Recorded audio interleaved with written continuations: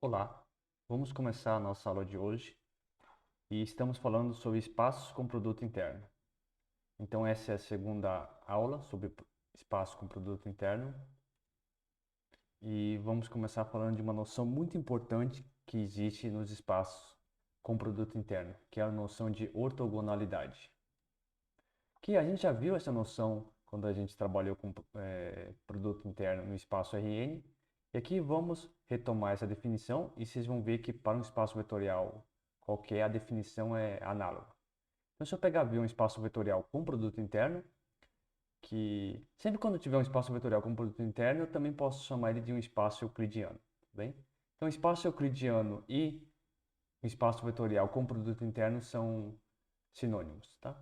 Então, se eu tiver V um espaço euclidiano, ou seja, um espaço vetorial que eu tenho produto interno, eu digo que dois vetores U e V são ortogonais se e somente se o produto escalar de U com V é igual a zero. Tudo bem? Então essa noção na verdade, ela é análoga, né, à noção que a gente tinha para o Rn.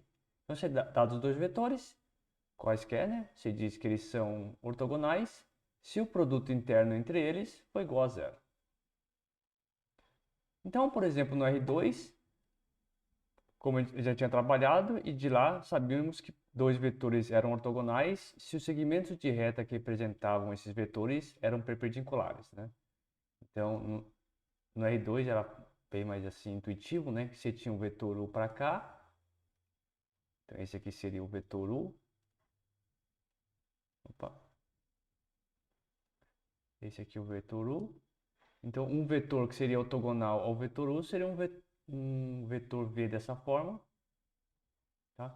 Então, aqui o representante desse vetor V, o ângulo entre eles acabava sendo 90 graus, tudo bem?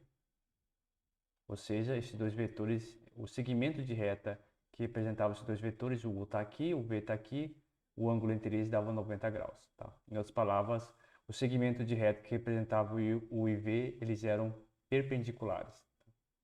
Então, essa era uma visualização geométrica que a gente tinha para R2, para essa noção de ortogonalidade.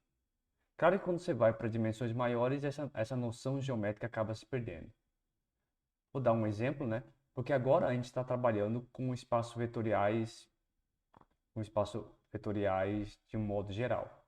Então, por exemplo, pega agora o espaço vetorial das funções contínuas do intervalo 0, 1, com o produto interno usual, né? Então, só lembrar que o produto interno entre duas funções, nesse caso, a gente tinha definido como sendo a integral do intervalo, nesse caso 0, 1, do produto de f com g. Tudo bem? Então, esse é o produto usual, produto interno usual no espaço das funções. Nesse caso, das funções contínuas do intervalo 0, 1. E aqui você considera a função f de t, que é sempre igual a 1, é constante igual a 1, e a função g, que era da forma 1 menos 2t. Então, vamos ver nesse exemplo que a f e a g são vetores ortogonais, né? Então, pela definição de produto escalar, né, aqui no espaço das funções contínuas, então fg, produto escalar entre fg, é igual a integral de 0 a 1 de f de t multiplicado pela g de t. Ó, isso aqui é igual a integral de 0 a 1 de 1 menos 2t, né, porque é só g, porque a função f de t é constante igual a 1. Então, ficaria 1 multiplicado por 1 menos 2t, que só dá 1 menos 2t. Então, aqui está a primitiva de 1 menos 2t, que dá t menos t ao quadrado. Só que você faz isso nos valores 0, 1, né? E acaba dando igual a zero. Então, nesse caso, a gente mostrou que a função f e a função g são ortogonais, tá? Claro que aqui, como a gente está trabalhando no espaço das funções contínuas, aquela noção de que as duas setas eram perpendiculares acaba não fazendo muito sentido aqui, né? Mas mesmo assim, isso aqui, as duas funções f e g são ortogonais, seriam aqueles equivalentes a dizer que o segmento de reta entre aqueles dois vetores do R2 eram perpendiculares, tá? Então está aqui um exemplinho no espaço das funções contínuas com um produto interno usual. A gente considerou duas funções e aqui a gente mostrou que o produto escalar entre essas duas funções é zero. Isso quer dizer que a função f e a função g são ortogonais.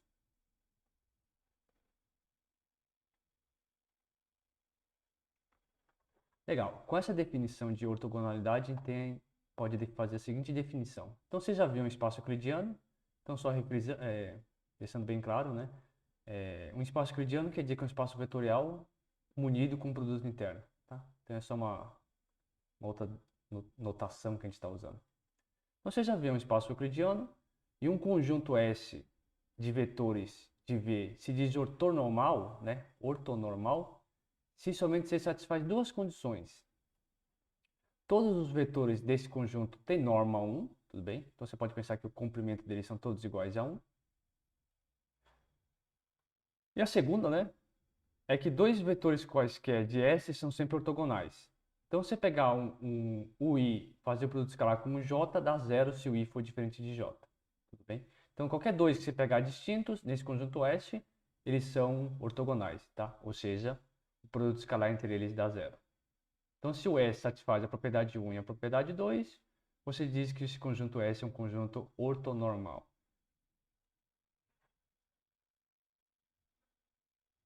E a gente pode substituir, na verdade, a propriedade 1 e a propriedade 2, simplesmente dizendo que o produto escalar entre o I e VJ, o J, desculpa, entre o I e o J é igual a um delta de J, tá?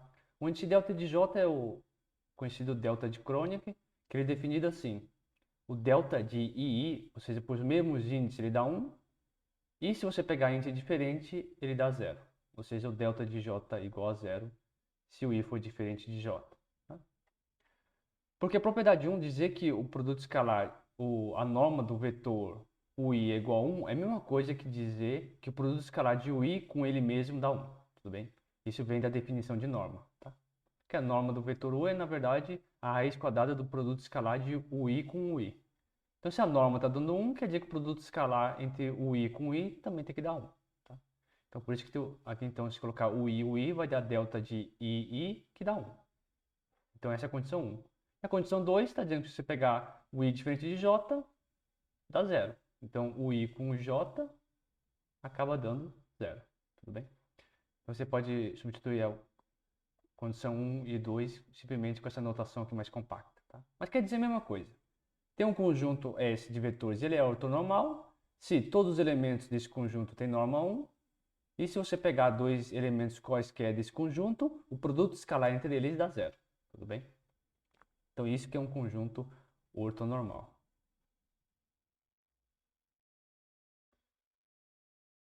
Bom, vamos ver um exemplo.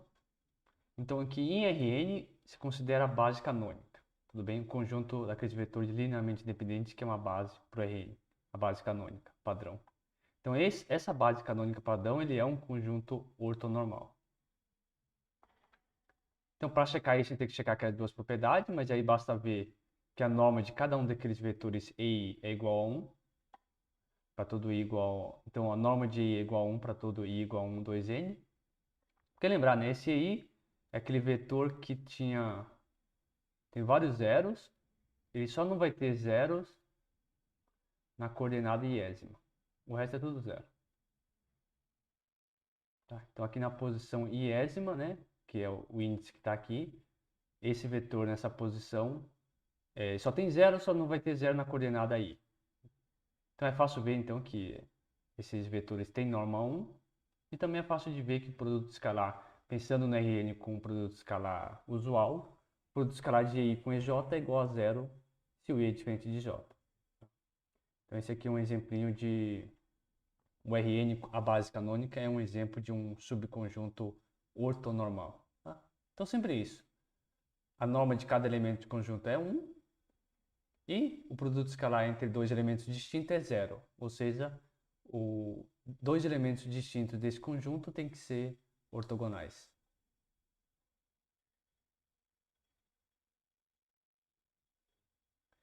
É uma proposição interessante que é assim, que ele diz que todo conjunto ortonormal ele é necessariamente linearmente independente, tá? Então, você tem um conjunto, você checou que ele é ortonormal, você já pode concluir que ele é linearmente independente, tudo bem? Então, não pode existir um conjunto ortonormal que é linearmente dependente. Todos eles têm que ser linearmente independentes. Tá? Como que a gente faz a prova disso?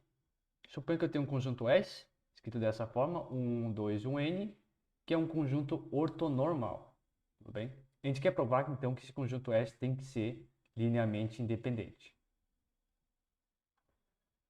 Então, vamos supor por contradição, né? Fazer uma prova contrapositiva. Vamos supor que esse conjunto S não é linearmente independente. Então, lembrar, se esse conjunto S que não é linearmente independente, quando a gente estudou propriedade de conjuntos linearmente independentes, se ele não é linearmente independente, vai ter um elemento desse conjunto que pode ser escrito como combinação linear não trivial dos outros elementos. Tá? Então, era um resultado que a gente tinha visto lá quando a gente começou a estudar, quando a gente estudou dependência linear, que se esse conjunto S não é linearmente independente, deve existir um desses elementos, um desse elemento aqui desse conjunto, que é uma combinação linear dos demais, tá? Aí, sem perda de generalidade, a gente pode supor que o primeiro vetor, tudo bem? Sem perda de generalidade, a gente pode supor que o primeiro vetor você pode escrever como combinação linear dos demais elementos. Então, o 1 é a combinação linear do 2, do 3, do 4 até o n. E essa combinação linear, você também pode assumir que ela é não trivial, né? Então, tem que existir na verdade, dois pontos, né? Se essa combinação linear aqui for trivial, então o 1 vai ser 0. Mas se ele é 0, ele não pode ter norma 1, tudo bem?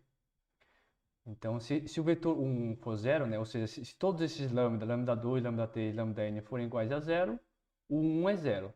Mas como a gente está supondo que esse conjunto é ortonormal, em particular, a norma de cada um desses elementos tem que ser 1. O vetor 0 tem norma 0. Tá? Então, deve existir um índice, né, entre o 2, 3, 4 até o n, tal que esse escalar lambda i tem que ser diferente de 0. Tá? Caso contrário, o vetor 1 seria o vetor nulo. Isso não pode acontecer porque o conjunto S a gente já sabe que ele é ortonormal. Então, você supõe que tem um i, fixa o i lá, tal que o lambda i é diferente de 0. Tá? Só deixa guardado que o lambda i é diferente de 0. Mas aí, por outro lado, como esse conjunto S é ortonormal, você pode fazer o seguinte, ó. O produto escalar de o 1 com o i, né? Então você sabe que o i está entre 2 até n, então o i é diferente de 1. Então o produto escalar entre esses dois elementos, entre o 1 e o i, dá 0, porque seu conjunto é ortonormal. Você pegar dois elementos quaisquer de seu conjunto, eles têm que ser ortogonais. Tá? Mas aí você escreve o 1 como essa combinação linear, de lambda 2, lambda 3 até lambda n, produto escalar com o i que está aqui. E aí, usando a propriedade de produto escalar, essa somatória, essa combinação linear e essa somatória você pode tirar para fora do produto interno. E no final só vai ficar o lambda i, produto escalar de o i com o i. Né? De novo, usando o fato que a sua base, quer dizer que esse conjunto aqui é ortonormal. Então, só que nesse produto interno só vai sobrar o lambda i, produto escalar com o i. Produto escalar de u i com i, né? Como nosso conjunto é ortonormal, isso aqui é 1. Então, o que só vai sobrar vai ser só o lambda i. Então você chegou para o outro lado que o lambda i tem que ser igual a 0. Mas aqui em cima, né, a gente já tinha chegado que lambda i tinha que ser diferente de 0. Foi por isso que você escolheu o i dentre o 2, 3, 4 até o n. Você escolheu ele tal que o lambda i fosse diferente de 0. Mas se você usa a propriedade de produto escalar, você vai concluir que o lambda i tem que ser igual a 0, que é uma contradição. Tá? Então aqui você chegou numa contradição. E a contradição foi justamente supor aconteceu porque você supôs que o conjunto não é Li. Tá? Então aqui a gente chega à conclusão que se o conjunto é ortonormal, ele é necessariamente linearmente independente. Mas tomar um cuidado, porque o que essa proposição está afirmando é que todo conjunto ortonormal é necessariamente linearmente independente. Né? A volta não vale, que é o que a gente está escrevendo aqui. Então não é verdade que todo conjunto linearmente independente vai ficar ortonormal.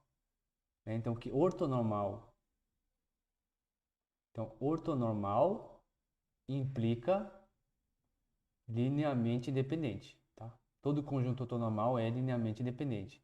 A volta, ela não vale. Não é verdade que todo conjunto linearmente independente é ortonormal. Tá?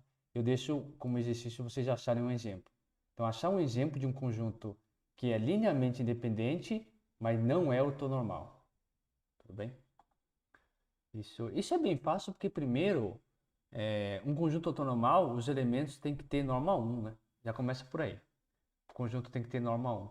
Então, para vocês acharem um exemplo desse tipo aqui é bem fácil. Só lembrar o fato que ortonormal vai implicar que a norma dos vetores tem que ser igual a 1. Tá? Só daí você já consegue achar exemplos muito facilmente.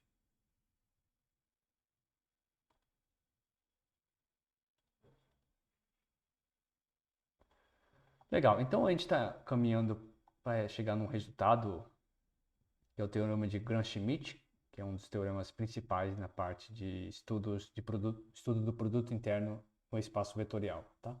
Então vamos começar aqui com uma proposição, que é o seguinte. Pega S um conjunto ortonormal do seu espaço euclidiano V, tudo bem? Então você tem você tem um espaço vetorial euclidiano, V, e você pega nele um conjunto ortonormal. Aí, para qualquer vetor que você pegar do seu espaço vetorial, qualquer U que você pegar do seu espaço vetorial, você monta o vetor V da seguinte forma. Você coloca o U, aí você subtrai o G1 multiplicado pelo produto escalar de V com G1, depois você subtrai o G2 multiplicado pelo produto escalar de V com G2, e assim por diante até você subtrair o Gn multiplicado pelo produto escalar de V com Gn, tudo bem? Então é o vetor U menos esse vetor aqui que é a combinação linear do G1, G2 até Gn, onde que os elementos que você está pegando como escalares é o produto escalar do vetor V, desculpa, do vetor U, tá? É tudo U, desculpa. Do vetor U com Gn, tudo bem? Então, a afirmação que esse vetor V aqui, ele é ortogonal a todo vetor do subespaço gerado pelo, pelo, pelo conjunto S.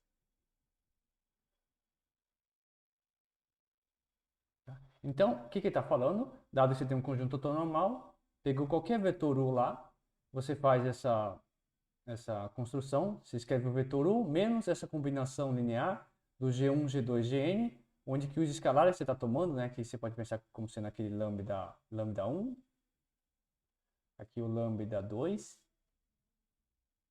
esse aqui é o lambda n.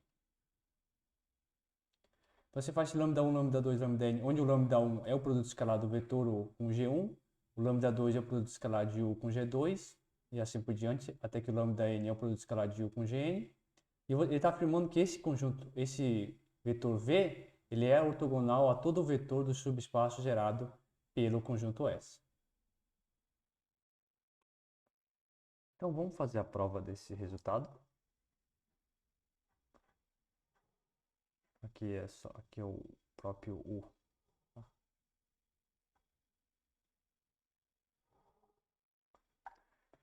Então vamos fazer a prova desse resultado. Vamos fazer em duas partes. Primeiro vamos observar o seguinte. Vamos fazer o produto interno desse vetor V com cada um dos GI, para ver o que acontece.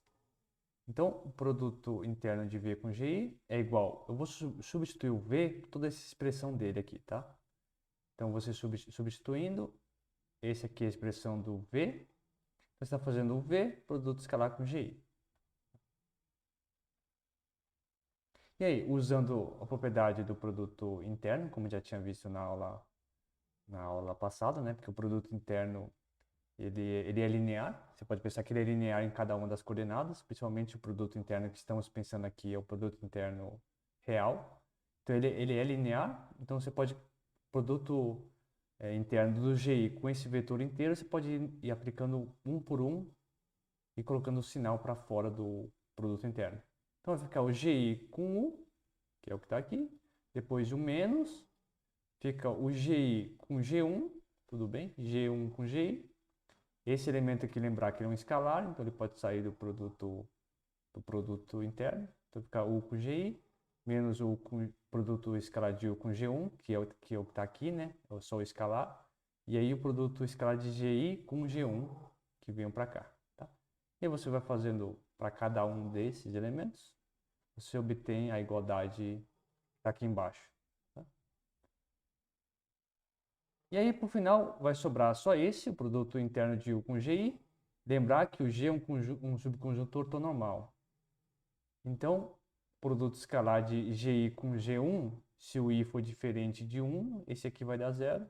Só vai sobrar, na verdade, o produto escalar de GI com GI. Tá? Só vai sobrar esse produto escalar de GI com GI. Então aqui só vai sobrar então menos o U com o GI e o produto escalar de GI, aqui é o I, tá? GI com GI. Então, por final, o produto escalar de GI, aqui é I, tá? Tá errado. Produto escalar de GI com GI como um conjunto ortonormal, isso aqui vai dar 1. Então, no final vai ficar o produto escalar de U com GI menos o produto escalar de U com GI, que vai dar 0. Então, a gente mostrou aqui que, primeira observação, é que o produto escalar de V com GI dá 0.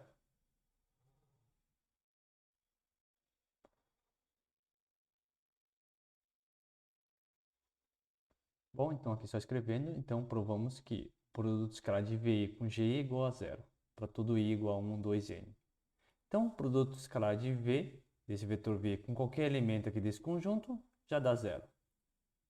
Então, o resto do resultado, para mostrar que, além disso, né, a gente quer mostrar que o produto escalar também vai dar 0 por qualquer que seja o vetor do espaço, subespaço vetorial gerado pelo conjunto 0, também dá, a gente quer que também dê 0. Isso vai sair pela linearidade do produto interno. Então, pega um W que seja escrito como combinação linear do GI, ou seja, está pegando o W que está no subespaço vetorial gerado pelo conjunto S. Tá? Então, a princípio é isso que a gente quer provar, né? Que ele é ortogonal a todo vetor do subespaço gerado por S. Então, pega um W qualquer lá. Então, W vai ser um somatório de I igual a 1n de lambda I GI, tá? Na combinação linear do GI, que é justamente um elemento genérico do espaço, subespaço vetorial gerado por conjunto S. Então, você faz o produto escalar desse seu vetor V com W, vai dar o produto escalar de V com a expressão de W, né? Que é essa somatória. E aqui, de novo, né? Vamos usar o resultado da aula anterior, que a gente falou sobre produto interno. Então, o produto interno ele é linear, então toda essa somatória, somatória com escalar lambda i, eu posso retirar aqui do produto interno. Então, isso aqui pode ficar um somatório de igual a 1 a n do produto escalar de V com cada um do GI.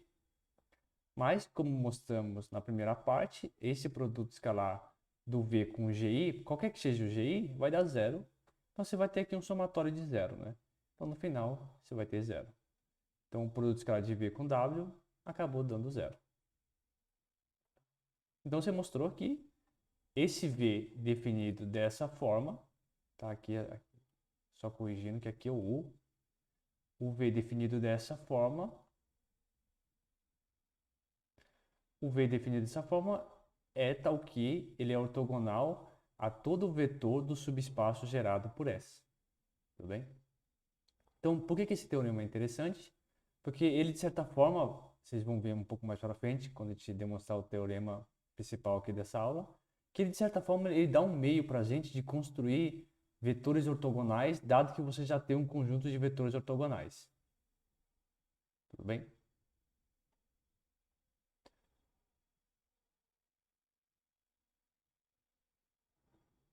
Porque, de certa forma, como a gente fez isso, então esse G1, G2, Gn, ele é um conjunto ortonormal. Tudo bem? Você fez o V dessa forma, e aqui a gente mostrou que ele é ortogonal a todo vetor do subespaço gerado por S. Em particular, pela primeira parte, ele é ortogonal a cada um dos GI.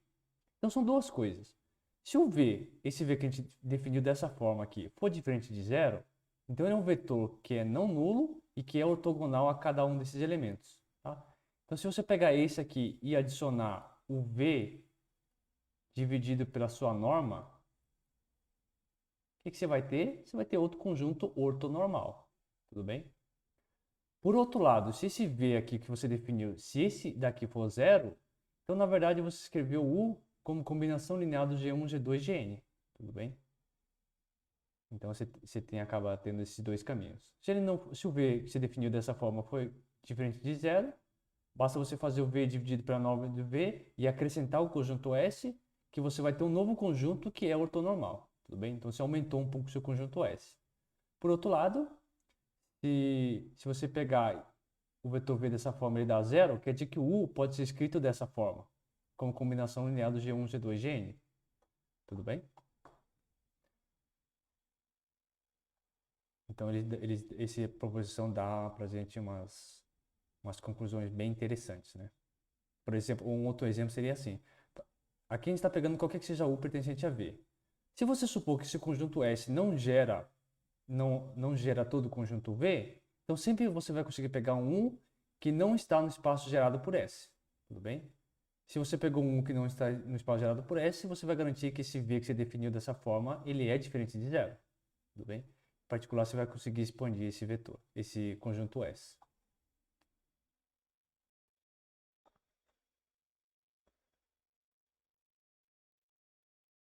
Então vamos continuar, tá? Aqui era a sua demonstração. E a gente chega nessa importante definição. Que você já viu um espaço euclidiano de dimensão finita. Se ocorrer que você tiver um conjunto B que ele é simultaneamente uma base do seu espaço vetorial e além disso ele é ortonormal, vamos dizer que B é uma base ortonormal de V. Tudo bem? Então, o que é uma base ortonormal de um espaço vetorial? É um conjunto que ele é uma base e, além disso, ele é ortonormal. Tudo bem?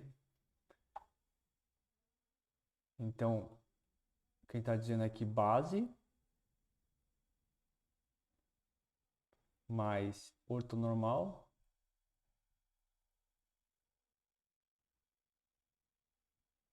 isso acaba dando para a gente o que a gente vai chamar de base ortonormal. Tá? Base ortonormal.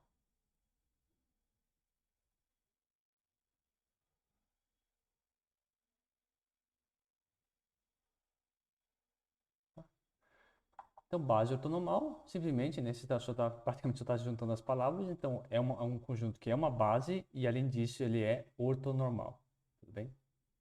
Isso aqui é uma noção bem importante, uma definição bem interessante. Tem um espaço vetorial de dimensão finita, um espaço euclidiano. Aí um conjunto que é simultaneamente uma base e também é ortonormal, você diz que é uma base ortonormal. Então, exemplo, né? O exemplo seria o Rn com a base canônica. Em Rn, você coloca B a base canônica.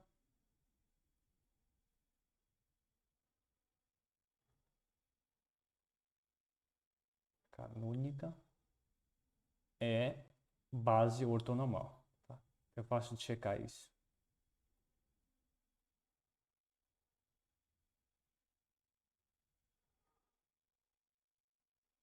É fácil de checar porque a gente sabe que a base canônica, ele era base, a gente já sabe isso desde quando a gente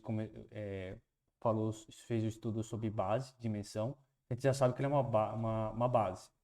E que ele é ortonormal, a gente inclusive já olhou nessa própria aula, né? Que ele é um conjunto, como conjunto, ele é um conjunto ortonormal.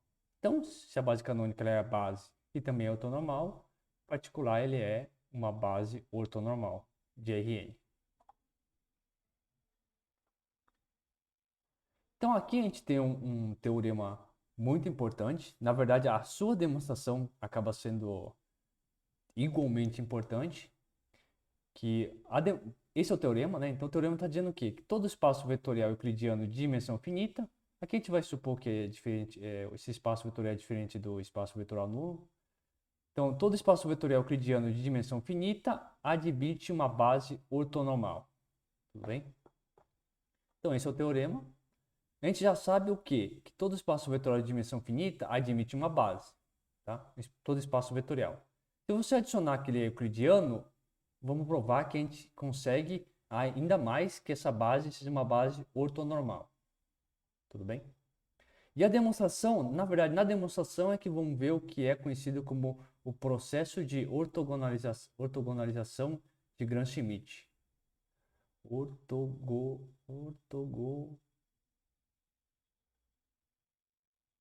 Tá, aqui eu acho que está escrito bem errado, né? Ortogonalização. Ortogonalização. Tá? Então, o processo de aqui tá errado, tá? Então, o processo de ortogonalização de Gram-Schmidt, tá? E vamos ver isso na prova do resultado.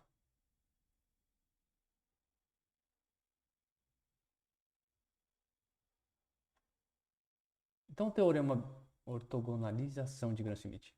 Então, o teorema, ele é simples, né? Ele fala que todo espaço vetorial euclidiano de dimensão finita vai admitir uma base ortonormal. E vamos ver que, na verdade, na demonstração que vai aparecer o processo de ortogonalização de Gram-Schmidt.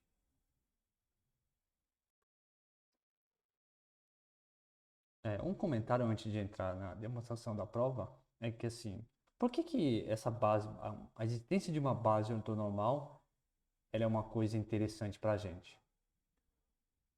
Um dos motivos, como talvez vocês já possam ter notado, é justamente aquela proposição. Porque aqui a gente tinha dito que porque se você pegar S como uma base ortonormal, então o S vai gerar todo o espaço. Tudo bem? O S vai gerar todo o espaço. Todo o espaço vetorial.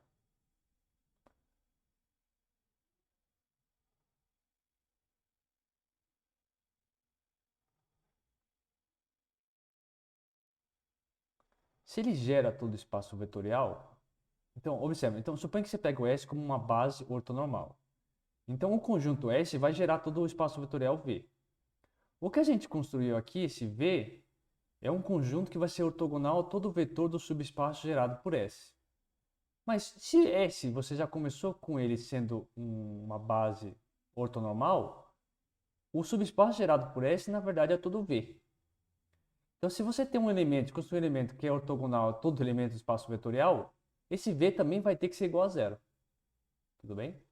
Então não sei se ficou claro. Ó. Se você pegar o S, se já começar com S como sendo uma base ortonormal, todo o subespaço gerado por esse conjunto S, que na verdade é uma base, ele acaba sendo todo o seu espaço vetorial. Então você está falando que esse V aqui que você construiu, você pegou um U lá e você construiu o V dessa forma, então V é ortogonal a todo vetor do espaço vetorial, na verdade. Isso só vai ser possível se esse vetor V for o vetor nulo. O que isso é interessante? Porque, como o 1 era um qualquer, está dizendo que o U vai ser igual a essa combinação linear. Tá? Então, mais especificamente, lembra quando a gente estava estudando base, e aí eu falava para vocês mostrar que tal conjunto era uma base, e depois eu dava um vetor e você tinha que escrever as coordenadas desse vetor usando essa base. Ou seja, você tinha que escrever esse vetor com combinação linear dos elementos dessa base. Se você tiver o S, no caso que, por exemplo, for uma base ortonormal, aqueles escalares, né, que quando você escrevia U, aí, caramba, escrevia o U como um somatório de uns lambda i, no caso aqui GI, né? Então você tinha que escrever, se o GI fosse uma base, você tinha que escrever o U como combinação linear. Se ocorrer da sua base for ortonormal, quem são esses lambda i? Esses lambda i são muito fáceis de encontrar. É só você fazer o produto escalar de U com o GI. Tudo bem? Então eu lembro que em alguns casos você tem que resolver um sistema, em cada caso você tem que fazer uma coisa diferente. Mas se você tem uma base ortonormal, para você achar, por exemplo, a matriz das coordenadas de um vetor em relação a essa base ortonormal, basta você fazer o produto escalar do vetor com os elementos da sua base. Tudo bem? Basta você fazer isso. Tá? Eu vou deixar então como um exercício para vocês justamente verificarem esse comentário que eu estou fazendo, que é um comentário muito importante. Tá? Então, se você tem uma base normal, por que a base normal é importante, né? Porque existe até um teorema garantindo a existência delas, é que um fato interessante dela, para você achar as coordenadas de qualquer vetor em relação a uma base ortonormal, basta você pegar esse vetor e fazer o produto escalar com cada elemento da sua base ortonormal. Tudo bem? Que fazendo isso, você vai encontrar as coordenadas desse vetor nessa base. Tá? Vou deixar um exercício bem exatamente para vocês mostrarem esse fato. Então vamos fazer a prova desse resultado. Só um comentário antes, aqui está certo mesmo, é ortonormalização. Confundi um pouco. Então vamos fazer a prova. A prova o teorema que diz que todo espaço vetorial euclidiano de dimensão finita admite uma base ortonormal. Bom, primeiro, como ele é um espaço vetorial de dimensão finita, já vimos na aula sobre bases que todo espaço vetorial de dimensão finita admite uma base. Então, a gente pega B, uma base qualquer, tá? Então, B é formado pelos vetores o 1, o 2 e o n, tá? Uma base qualquer. O que a gente vai tentar fazer é, dessa base B, vamos construir uma base ortonormal, tá? Então, o primeiro passo eu vou fazer o seguinte, vou definir o vetor V1 como sendo o 1 dividido pela norma de 1, tá? Esse processo aqui é conhecido como normalização, tá? Então, você simplesmente normalizou o vetor 1, o 1, para ter norma 1, tá? Que agora o V1, se você tirar a norma do V1, o V1 vai ser um vetor de norma 1. Tá? Então, o primeiro passo, você define o V1, pega o primeiro elemento aqui da base e divide pela norma dele, tá? Aqui o intuito é simplesmente fazer com que o vetor V1 tenha a norma 1. Tá? E também é fácil ver que se você trocar o 1 pelo V1, então agora o seu novo conjunto é V1, aí vai ter o vetor o2, o 3 e o 4 até o n. E é fácil ver que isso aqui também é uma base. Tá? Porque você pegou um elemento da base e multiplicou por um escalar diferente de zero. O escalar, nesse caso, é o 1 sobre norma de 1. Então, esse conjunto aqui, você trocou o 1 pelo V1 e ele continua sendo uma base do seu espaço. Tá? Com a vantagem que agora que o V1, você garante que o V1 tem norma 1. Legal. Agora, no segundo passo, você considera o W2 como sendo o vetor U2 menos o produto escalar de U2 com V1 multiplicado pelo vetor V1. Tá? E olhando a forma desse vetor como a gente construiu, isso aqui não é feito de forma aleatória, mas sim eu já estou usando aqui a proposição anterior. Tá? Porque você definindo o W2 dessa forma, o que você está garantindo? Deixa eu só voltar aqui a proposição. Você está garantindo que esse vetor que você definiu lá, que eu estou chamando de W2, ele vai ser ortogonal a todo vetor do subespaço gerado por, no caso S, vai ser só aquele vetor V1. Então, o que eu estou dizendo? Nesse caso, aqui nessa construção, eu estou dizendo que o W2 é, em particular, ortogonal ao V1. Tudo bem? Tá? Porque esse formato foi justamente o formato que era dado na proposição. Então, toda vez que você fazia U2 menos produto escalar de U2 com V1, V1, esse novo elemento, que é o W2, ele acabava sendo ortogonal, em particular, né, ele acabava sendo ortogonal ao vetor V1. Tudo bem? Então, você já tem que o W2 é ortogonal ao V1. E aí, você, de novo, o que você faz aqui? Como V2, você pega o W2 normalizado. Ou seja, você pega o V2 como sendo o W2 dividido pela norma do W2. Tudo bem? Então, o que você obteve aqui até o momento? Você tem um vetor V1, agora você tem um V2, e o V1 e o V2 eles são ortogonais, né? Como está escrito aqui. Que o W2 ele é ortogonal, vem da proposição anterior, da última proposição que demonstramos. Então, como o W2 é, você fazer uma multiplicação por escalar diferente de zero ou igual a zero, mas em particular uma multiplicação por escalar, o W2 você multiplica ele por um escalar, ele vai continuar sendo ortogonal ao V1. Em particular o V2, né, que é o W2 dividido pela norma de W2, ele vai continuar sendo ortogonal ao V1. Tá? Então, o primeiro fato é que o V1 e o V2 eles são ortogonais. E o mais legal ainda é que agora, se você pegar o V1 e depois pegar o V2, depois completar com os vetores o 3, o 4, o 5 até o n, isso aqui continua sendo uma base para o seu espaço vetorial. Com a vantagem que o V1 tem norma 1, o V2 tem norma 1, e o V1 e o V2 eles são ortogonais entre si. Tudo bem?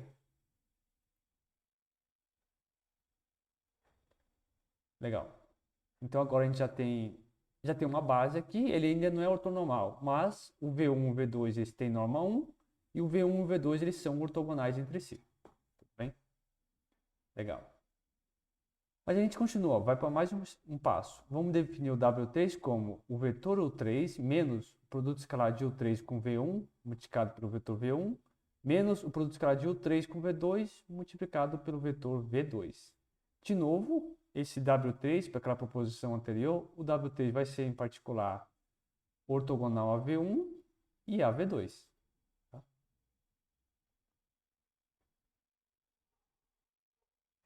Então, o W3 é ortogonal ao espaço gerado por V1 e V2, né, que vinha da proposição anterior. E a gente faz, então, agora o V3, a normalização do W3. Então, é W3 dividido pela norma de W3. Tá? Aí você vai ter agora aqui o V1, V2 e o V3. Então, você coloca V1, V2, V3 e depois você completa com 4, 5, 6 até o N. É ainda uma base. E agora o que você tem? Você tem que o V1, V2 e V3 eles são ortogonais entre si. Então, o V1, V2 e V3 eles são normalizados, ele tem norma 1 e eles são ortogonais entre si. Tudo bem?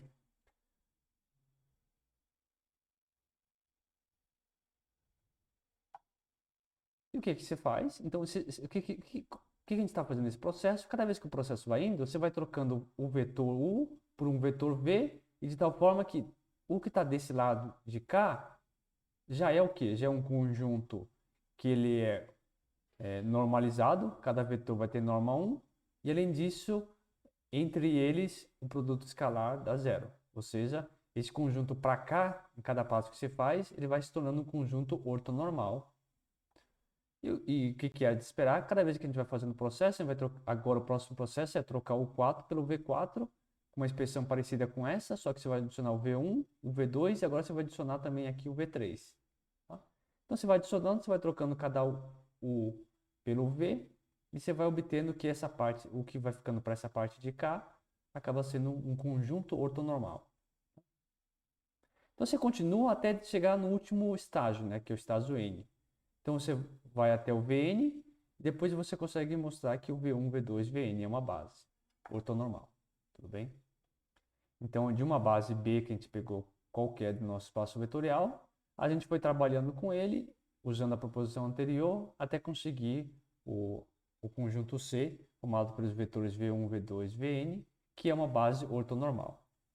Tá? Uma base ortonormal por construção. Bom, e dessa forma indutiva a gente fez a demonstração do teorema, desse teorema que está aqui. Então, todo espaço vetorial euclidiano de dimensão finita, ele vai admitir uma base ortonormal. Tá?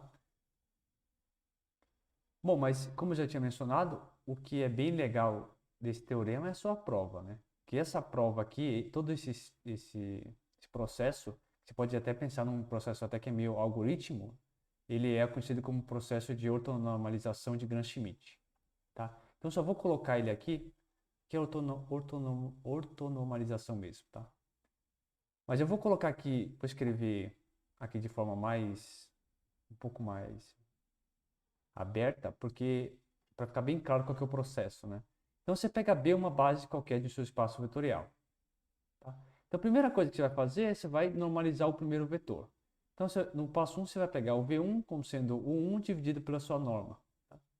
Que isso você está garantindo que o vetor V1 tem a norma 1. Legal? Segundo passo. Segundo passo, você vai formar primeiro o vetor W2 como sendo o U2 menos o produto escalar de U2 com V1 multiplicado pelo vetor V1. Tudo bem? E aí você vai fazer para o final o V2 como sendo a normalização do W2. Então você vai pegar o W2 e dividir pela norma de W2. Terceiro, você vai fazer o W3 igual ao U3 menos produto escalar de U3 com V1, V1, menos produto escalar de U3 com U2, multiplicado pelo vetor V2, e no final você faz o V3 como sendo a normalização do W3. Tá? Então, à medida que a gente vai indo, esses produtos escalares aqui, essas diferenças, essas subtrações, né, de produto escalar com vetor, ele vai aumentando. Então você faz o passo 3, agora você vai fazer o W4, e assim por diante, até chegar no último ponto, né? Que vai ser, você vai querer trocar esse U aqui.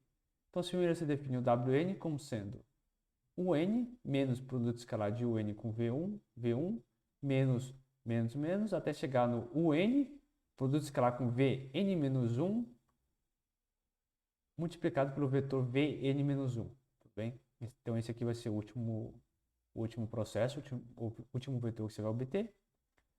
final você vai fazer o Vn como sendo a normalização do Wn. Então, Wn dividido pela norma de Wn.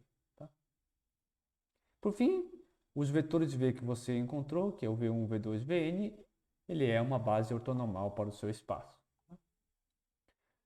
Então, o que você vai acabar fazendo aqui? Você vai fazer, dado que você tem a sua base de tamanho n, você vai fazer esses n passos e no final você tem a sua base ortonormal, tá? Então, esse processo aqui, você pode pensar nisso aqui como uma espécie de algoritmo. Esse aqui é o processo de ortogonalização de Gram-Schmidt.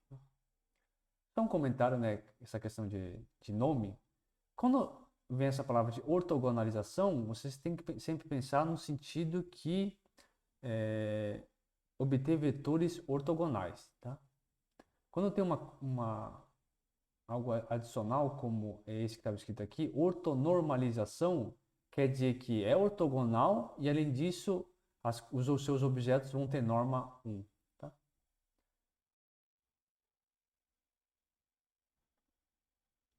Então, aqui, na verdade, o melhor seria o processo de ortonormalização de Gram-Schmidt.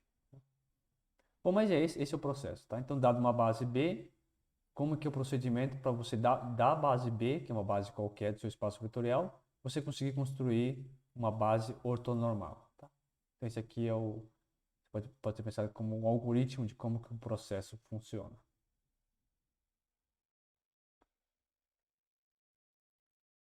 Então, legal. Vamos fazer aqui um exemplo para ver como é que assim, na prática, né? Como é que na prática esse processo de ortogonalização funciona. Então, vamos considerar o caso aqui do R3 e vamos pegar essa base B do R3, tudo bem? Então, tem o vetor 1, 0, 0, aí tem o vetor 1, 1, 0 e o vetor 0, 1, 2, tudo bem? Então, claro, primeiro você tem que checar que isso aqui de fato é uma base. E, de fato, ele é uma base, então vamos aplicar o processo de ortonormalização de Gram-Schmidt nessa base, tá? Para começar, vocês veem que a base B ela não é uma base ortonormal, porque, por exemplo, esses vetores aqui não tem norma 1, tudo bem? Então, eles não são... só por isso você já pode concluir que B não é ortonormal. Mas também se você, por exemplo, olhar esse produto escalar desse vetor com esse, você vê que vai dar 1. Tá? Então, esses dois vetores aqui, ó, eles não são ortogonais. Tudo bem? Esses dois também não são ortogonais. Enfim, essa base B aqui ela não é ortonormal. Tem vários motivos para isso. Uma que a norma desses dois vetores aqui não é 1, e a outra que, por exemplo, esses dois vetores aqui não são ortogonais. Tá? Legal. Mas vamos aplicar o processo de ortogonalização de Gram-Schmidt para obter, sim, uma base que seja ortonormal. Então, vamos, só para a questão de nomes, né? Coloca o primeiro vetor 1 como sendo esse vetor, o 2 como sendo o segundo vetor da base B e o 3 como sendo o terceiro vetor da base B. Então, no nosso processo de Gram-Schmidt, a primeira coisa que a gente fazia era definir o vetor V1 como sendo o vetor U1, tá? Que está aqui, dividido pela sua norma. Tá? Nesse caso, a norma do vetor U1 é o 1, então o vetor V1 simplesmente vai ficar igual ao vetor U1. Tá? Então, esse aqui é o primeiro passo. O V1 a gente define como sendo o U1. O 1 dividido pela norma de 1. Tá? Como a norma de 1 é 1, então esse vetor V1 vai ser o vetor 1, 0, 0. Legal. Segundo passo. Segundo passo, eu tinha que primeiro montar o vetor W2, que seria o U2, menos o produto escalar de U2 com V1, multiplicado pelo vetor V1. Então, esse no segundo passo. Em outras palavras, então, o W2 vai ser igual ao vetor 1, 1, 0, menos produto escalar entre 1, 1, 0, que é o 2, né? E o vetor V1, que é o vetor 1, 0, 0, e o resultado se multiplica pelo vetor 1, 0, 0. Então, isso aqui vai dar o 1, 1, 0, menos o produto escalar desses dois vetores vai dar 1. Então, vai ficar menos 1 vezes esse vetor 1, 0, 0. Então, por final, vai só sobrar o vetor 0, 1, 1. Porque vai ficar esse 1 menos 1 que está aqui, que dá 0. Depois só vai ficar 1 menos 0. e 1 menos 0. Então ficou no final, o W2 ficou como vetor 0, 1, 1. Depois disso, depois que a gente obter um W2, a gente define o V2 como sendo a normalização do vetor W2. Então é o W2 dividido pela norma de W2. Aí a norma de W2 dá a raiz de 2, então vai ficar 1 sobre a raiz de 2 multiplicado pelo vetor 0, 1, 1. Tá? Então a gente obteve já o segundo vetor, que é o V2. Temos aqui o V1, agora tem o V2. Como a base B, a dimensão do R3 é 3, basta agora só obter o vetor V3. Então, como passo final, vamos obter o vetor V3. Então, o V3 ele é o vetor U3 menos produto escalar de U3 com V1, indicado pelo vetor V1, menos produto escalar de U3 com V2, multiplicado pelo vetor V2. Substituindo os valores, então, o W3 vai ser igual a U3 menos produto escalar de U3 com o V1, multiplicado pelo vetor V1, menos o U3 multiplicado pelo produto escalar de V2, com V2, né? Multiplicado pelo próprio V2. Então, para o final aqui vai dar o 0, 1, 2, que é o U3, menos produto escalar entre o 0, 1, 2 e o 1, 0, 0. Aqui vai dar 0, né? Então, vai ficar só 0 vezes esse vetor. Menos o produto escalar desse vetor com esse vai dar menos 3 sobre 2, multiplicado pelo vetor 0, 1. Então, para o final, o W3 vai ficar igual a 0 menos meio e meio. Tá? Agora você define o V3 como a normalização do conjunto do elemento W3. Então, V3 é igual a W3 dividido pela sua norma, que vai ser igual a raiz de 2 multiplicado pelo vetor 0 menos meio e meio. Tá? Então, dessa forma, a gente obteve V3 e a gente para o processo porque a gente já sabe que a dimensão do nosso espaço é 3. Então, o processo de ortogonalização de Gram-Schmidt, a gente só constrói até o vetor V3. Então, a gente parou.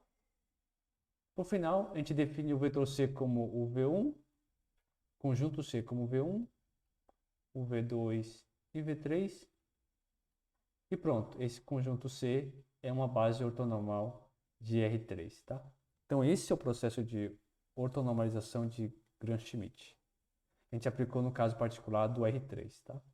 Eu vou colocar na lista de exercícios bastante exercícios sobre esse processo de ortonormalização de Gram-Schmidt. Tá?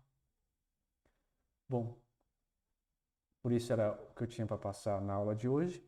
Até a próxima aula.